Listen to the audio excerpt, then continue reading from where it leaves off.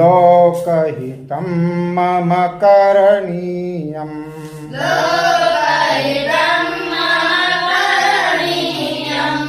न भोगभवने रमणीयम्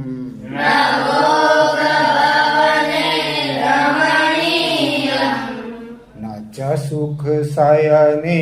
शयनीयम्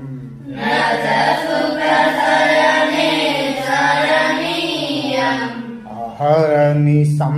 जागरणीयम्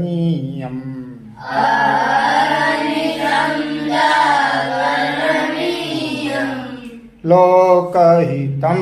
मम करणीयम्